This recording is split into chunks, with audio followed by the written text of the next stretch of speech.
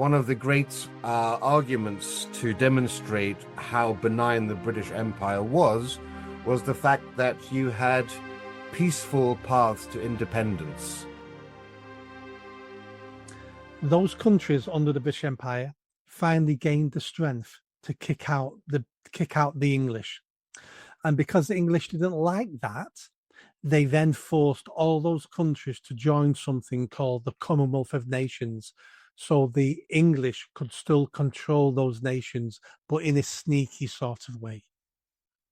Well, that's a very novel idea, given that the poor Commonwealth nations receive a disproportionate amount of the aid that Britain, Canada, Australia, and New Zealand give a share around the globe.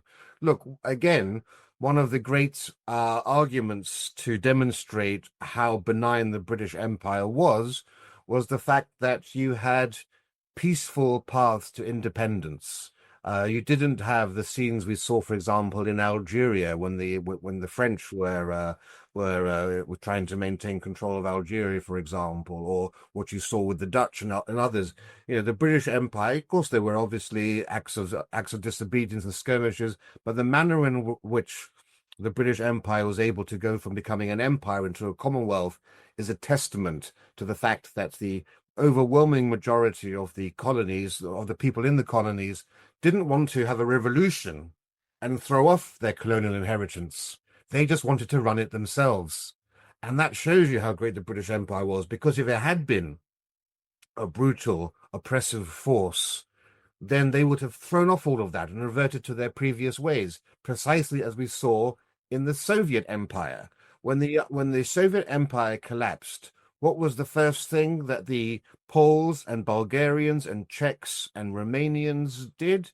It was to flee into the arms of Western Europe and to restore their old flags, restore their old coats of arms, their old honor systems, and essentially purge themselves of every aspect of the Soviet rule.